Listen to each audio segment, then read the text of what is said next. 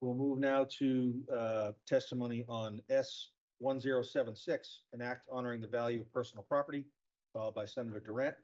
And welcome up a panel from Goal, Gun Owners Action League, Mike Harris, Jim Wallace, and Kerrie and Auclair.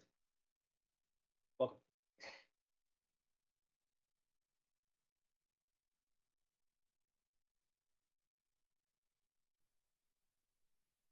Panel.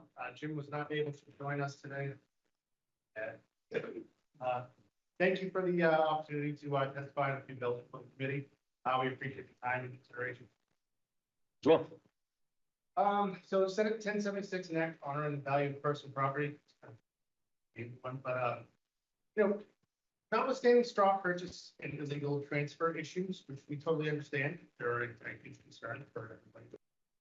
Commonwealth as well as the country itself. We're not really sure why this would be something the state concerns itself with in the first place, let alone something to be criminalized. It's not really a firearms issue, in our opinion. I'm coming here as a person with a respect for property rights, wondering why, short of ensuring legal firearms ownership, government needed to once again involve itself in the financial dealings of private citizens.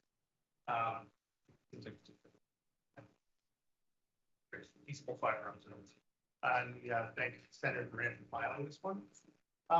The other bill I'd like to discuss, I have a chance, is H1700, an act relative to noise reduction devices. I know everybody's heard this before, but the issue of suppressors or silencers is really a matter of public health and public nuisance rather than a means to conceal the sound of a gunshot. Despite common misconceptions, suppressors are not silent. They are simply mufflers for firearms, which function by trapping the expanded gas in the muzzle and allowing the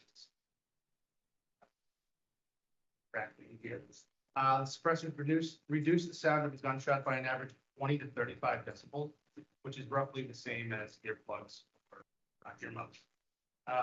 They reduce the noise of a gunshot by that amount, which is roughly the same as earplugs. By decreasing the overall sound signature, suppressors help to preserve the hearing of recreational shooters, hunters, and hunting dogs around the world. Even the most effective suppressors on the smallest and quietest caliber, long rifle, reduce the peak sound level of the gunshot to between 110 to 120 decibels. To put that in perspective, according to the National Institute for Occupational Safety and Health, that is as loud as a jackhammer, which is 110 decibels, or an ambulance siren, which is 120 decibels. For anyone who's heard that sound about city, it's pretty loud. For normal caliber handguns and rifles, suppressed sound level routinely exceed 130 decibels, just shy of OSHA's hearing safe threshold at 140. I think we should stop legislating based on James Bond, anybody sounds silent.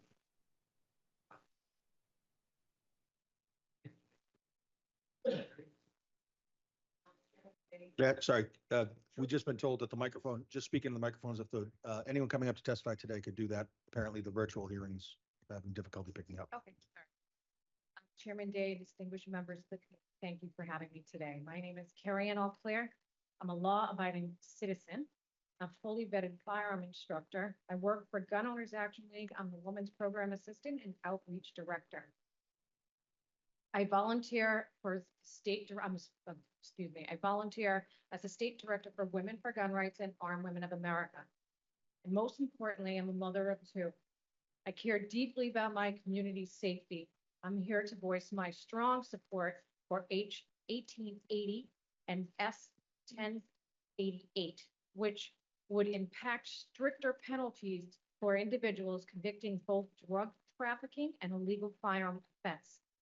This bill targets the worst of the worst, those fueling violence through deadly drugs and violence and guns, illegal gun ownership. I believe it's a critical step towards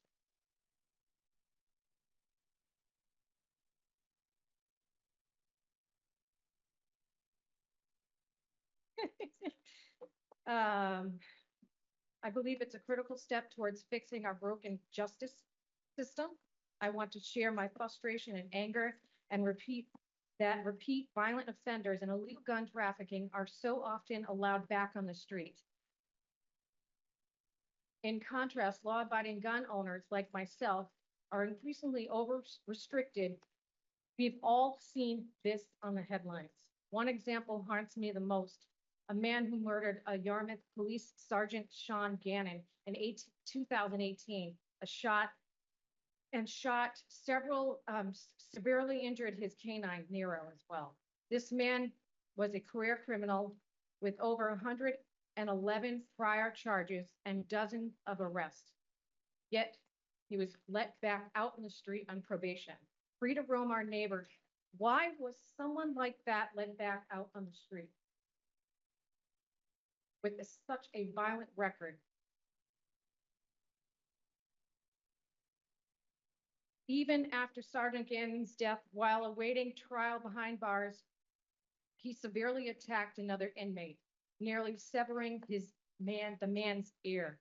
In this case, amplifies tragic failures of our justice system, a failure that cost an innocent officer his life and continues to endanger others.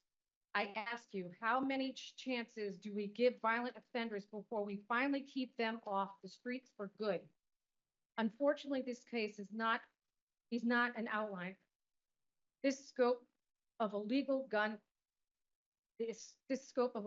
ownership is a big problem in Massachusetts. It's alarming. Consider the recent data in 2022 alone. Law enforcement seized 2,419 illegal firearms in our state. Each one of those guns represents a potential tragedy averted. About 75% of 75% of those were accompanied by arrests, and roughly 1,814 criminals were taken into custody. That is just in 1 year. At the pace, and the pace hasn't slowed down. Excuse me, I'm nervous. In August 2024, Boston saw 49 illegal firearms in a single month and 58 crime guns taken off the street. Yes, for all those efforts, too many offenders end right back out on the street over and over again. And my time's up.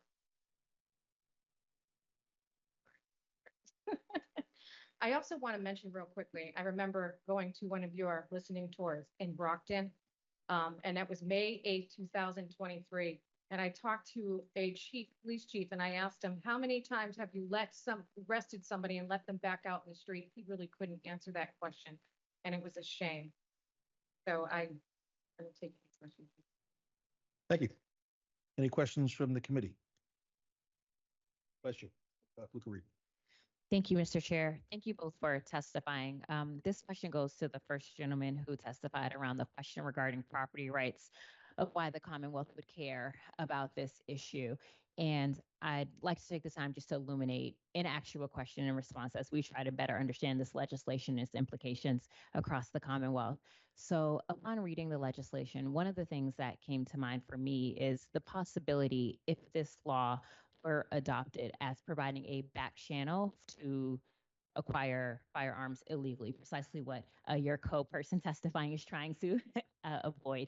And so I'd love for you to help me understand how this doesn't create that backdoor process, therefore allowing someone who shouldn't be in possession of a firearm avoid the portal and therefore have possession of said firearm. I mean, it's just a matter of enforcing the other sections of the law that require any transfer to be reported. I mean, if we're going to allow somebody to use a firearm as collateral, something that, and a lot of these items are worth a lot of money. It's something that a lot of folks own that they save up, have a lot invested in, and